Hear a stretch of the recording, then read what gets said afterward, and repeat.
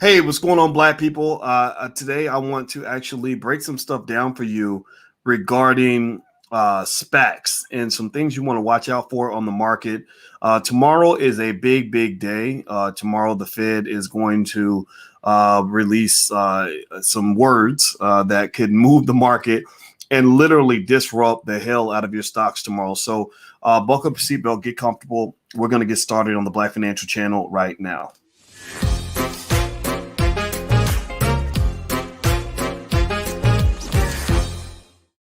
Hey, what's going on, guys? Welcome to the Black Financial Channel. That's theblackfinancialchannel.com. My name is Dr. Boyce Watkins. I'm your friendly neighborhood finance professor. On the Black Financial Channel, we talk about Black economics and Black wealth and investing every single day of the week, sometimes as much as 10 times a day, under one condition. The condition is that you must support the B1 philosophy. B1 means that we are Black first. That doesn't mean you have to be Black to be here. We don't hate anybody, but it does mean we put our community first. It means we solve our own problems. It means we're not afraid to stand up against oppression. We are moving our community forward, whether anybody likes it or not. Also, B1 means that we understand we must be one in order to be successful. And B1 means that we can be number one. Within the next 50 years, we believe Black people will be the greatest wealth builders in the world. If you agree with that philosophy, if you agree with what I just said, put a hashtag B and the number one in the chat. Put B1 in the chat. I want to talk about something that could ruin your stocks tomorrow. This is something that could body slam your investments, something that could literally cause your investments to just buckle like a mug. And it has to do with the Fed. Tomorrow, the Fed is going to give a speech. And that speech is going to be really important because based on the words that come out of the Fed chairman, Jay Powell's mouth, that is going to determine whether or not you get smooth sailing tomorrow or if you get an economic earthquake. An economic earthquake is pretty much where all your stocks make you cry for a day or two, almost like when the girlfriend broke up with you when you were 16 years old and you thought you'd never meet another woman for the rest of your life. And so I want to just get you guys ready. Just know that tomorrow, today is the 16th of June. Tomorrow, you're gonna get that news, and you're gonna know when the news was announced because that's when Jay Powell will make his decision. Now, somebody says, does that mean to sell? No, it doesn't mean run away. You don't run away from your problems. You got to face them. Like New Edition used to say, baby, can you stay in the rain? Right? Everybody, it's easy to fall in love, but the question is, can you stay in love when you don't want to be in love? Because love is pleasurable, but love hurts. And if you can't stay in the pain and can't stay in the rain, then you don't get all the gain that comes with loving another person, right? So the same thing is true with investing. The best investors are the people that know how to hold steady, know how to make moves, know how to double down, know how to dig deeper, and dig their heels into the trenches. So tomorrow, you're gonna get that. This is what you call a pregnant moment. A pregnant moment is like a pregnant person, a pregnant woman. When a woman is pregnant, I wouldn't say a pregnant person. I guess they now say that men can get pregnant. That don't make no sense to me, but I'm not gonna talk about that. And basically, a pregnant moment kind of means something's gonna be born, something's gonna happen. It's gonna play out somehow. And so effectively, when this pregnant moment gives birth, you're gonna see your stocks probably move a little bit. They may go up. Because maybe the Fed is going to just say everything's cool, nothing to see here, nothing to worry about, and that's the scenario where your stocks stay flat or go up. The scenario that could be bad for you is if the chairman of the Fed comes out and says anything to even indicate on any level that he's going to slow down the quantitative easing program in which the Federal Reserve has been propping up your stocks by buying back about, I want to say it's $120 billion worth of bonds every month. They literally are buying over $100 billion a month in bonds to keep the money supply high. And when they do that to speed up the economy, right? Just like you speed up a car. But the problem is that a lot of people feel that this is a problem. They feel like it's not necessary. They feel like this is going to cause permanent inflation. And the inflation data was very, very high. Now, the debate is that the chairman of the Fed believes that inflation is temporary. They believe that it's not a big deal. Look, it's going to be cool. Just chill out. But then there are people who believe that he's wrong. There's a guy named Paul Tudor Jones, who's a billionaire who manages billions of dollars in money, who says, no, this is BS. They are going to wreck the economy. They are going to cause long-term persistent inflation that is going to kick us in the butt long-term. So effectively, There are a couple stock plays you can make based on this issue. Tomorrow, for those of you that are in the Black Stock Market program, I'll kind of lay out a detailed analysis of the stocks that I'm looking at and buying and stuff like that as a result of this. Feel free to go to the blackstockmarketprogram.com. If you haven't signed up, you should definitely join the program. It's the best class you'll ever take. There's 5 years of material. It's better than anything I ever taught at Syracuse University because I can teach it in the way that I want. As you guys know, I've taught every single class from banking to international finance and everything else. And so basically, if you want to join the program, I think you're going to like it a lot.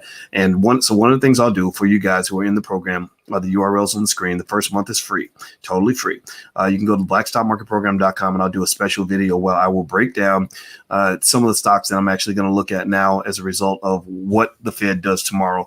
These will be either plays that benefit from the inflation or plays that benefit from the correction.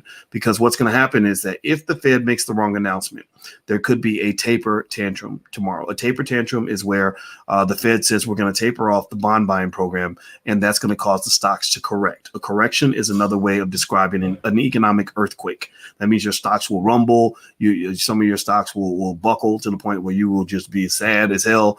And if you have these high growth stocks, these high flyers, these Tilrays and the AMCs and the meme stocks and all that, it's going to be a bad day for you. So just kind of hold steady. Don't get scared. And it could be a buying opportunity. Now, another thing I want to mention to you is I was reading this interesting article in the Wall Street Journal about SPACs. How many of you know what a SPAC is? Give me a yes or no if you've ever heard of a SPAC. Give me a yes or no if you know what a SPAC is. Doc, do you have stock tips for a zaddy who loves snow bunnies? No, I do not know. I do not have stock tips for a zaddy who loves snow bunnies. No disrespect to the snow bunnies, but I got me a sexy black woman. That's all I need. Okay, so SPACs are basically special purpose acquisition companies. And SPACs, one famous SPAC is a company called Lordstown Motors, which is an electric vehicle company. And Lordstown had just basically announced that they might not even be in business at the end of the year. SPACs, special purpose acquisition companies, were basically designed to allow companies to get around the IPO process. The IPO process requires companies to file a lot of reports and to give away a lot of information and to ensure that information is accurate and certified and all this stuff. Well, SPACs let them kind of get away with kind of this, this fast talking, jive talking, hand waving kind of thing. They get to say, oh, well, yeah, we're going to make $1 trillion. It'll make $1 billion in the first 10 minutes. And it's going to be great. It's going to be amazing. And that's very dangerous for financial markets, particularly in this environment, because people get excited. People will buy anything in this market. And there are people that know that. There's been about $108 billion made from SPACs, where basically they're called blank check companies. That's another term for it. And so they raise a bunch of capital from a bunch of rich people who say, look, there's suckers out here who will buy anything. So they raise a bunch of money and then they say, okay, we're going to go ahead and go public. And then we're going to find a company to acquire and let that company take our place on the stock exchange.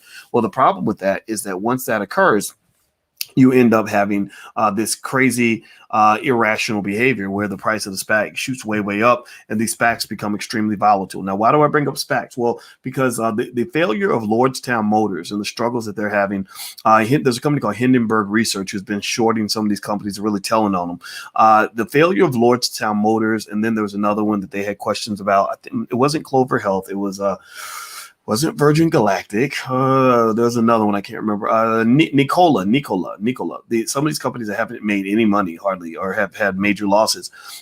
Some people believe this could be the end of SPACs, that SPACs could start actually having their own correction, which means that a lot of these companies, if you're invested in them in their SPACs, these companies could just plummet in value. So you got to be real careful with SPACs. And if the Fed tightens their policy, I believe that they end their quantitative easing or communicate that they think inflation is permanent and they say, look, we're going to slow down. We're not going to keep on pushing on the gas. I think SPACs are going to get hit the hardest. I think SPACs are going to get body slammed the most. So that's my 2 cents on it. Now, if you ask me about individual stocks, I don't have time to. I mean, it's a good chance I haven't even seen much with the stock. I think CCIV. I've heard of CCIV. I think that's Churchill something, but I haven't had time to research the company. So, but like I said, if you come to class on Tuesday, send me the question in advance. I will look it up and Google it and then give you my take when we're talking in class. So feel free to do that. All right. So anyway, so with SPACs, I think you should avoid SPACs in general. I think SPACs are a very dangerous investment. The only time you should mess with SPACs is if you really know what you're doing. I invest in SPACs, but I sell the options on SPACs. I don't hold them for very long because I don't think they're a good long-term investment. And also just know that tomorrow, keep an eye out for this Fed announcement, because that's going to impact your stocks. I guarantee you that's going to impact your money. If Elon Musk tweets, that's going to impact your crypto. Apparently, he's the number one influencer on crypto right now, which I think is kind of ridiculous, but that's just what it is. And yeah, so tomorrow's going to be a real interesting day. I know I'll be watching, and I can tell you this. When I open up my app and look at my stocks, I will instantly know what the Fed said. I will instantly know. If it's after the announcement, I will look at the result. I'll say, it must have been bad news, or it must have been good news. If I see green, that means there was good news. If I see red, that's bad news. And that's what you should see when you have a diversified portfolio. Do you trust Chamath's SPACs? Okay, you're talking about Chamath, the Indian guy that does a lot of the SPACs. It's not that I don't trust them. It's just that SPACs are, you ever have that guy in your neighborhood or your family that just does a lot of talking, like a lot of fast talking, but it ain't real. There's not a lot of substance there. A lot of y'all grew up around fast talking type people who just kind of, will get you to believe anything because they're such good speakers, or so, because they just know how to rap to you. The SPAC creators are in that category. They give these crazy projections and make you think the company is the best thing in the world. And then you find out that there's more under the hood that you did not see. That's why IPOs are designed to give really good transparency so you can trust the market, so you won't feel lied to. And I guarantee you, when these companies are already getting sued like crazy, but once you start seeing these companies crash, you're really gonna start seeing the lawsuits. It's really gonna be kind of a mess. So just be really careful about that.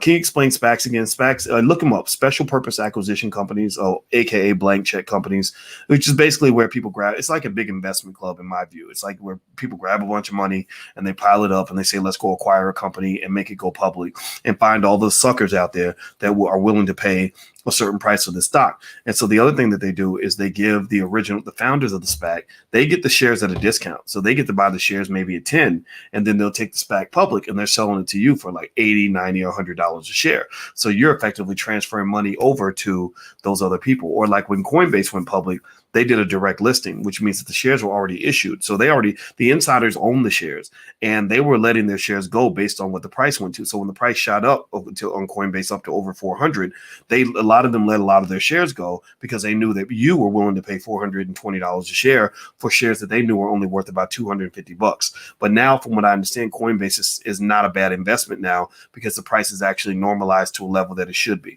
Let's see, in your stock class, you meet once a week or more. We meet just once a week. Once a week is every Tuesday. That tends to be enough. I don't want to make the students meet more than that. But every meeting is recorded, so all that material is inside the class. So you can feel free to take a look. So the blackstockmarketprogram.com. That's the URL on the screen. All right, guys, I'm about to get out of here and go to bed. I just wanted to hop in here and share what I was reading about SPACs. Tomorrow, I'm going to actually come back and talk about this Fed announcement. And also, if you watch Dr. Boyce TV, I got a couple of guests coming on tomorrow. I think we got Maj Toure from Black Guns Matter. He's going to be coming on. So make sure you subscribe to drboycetv.com if you haven't done it yet. So Maj Toure is coming through. He's going to talk about his Solutionary Summit. You know me, I'm big on solutions. Maj is too, and I respect him. He's a great man.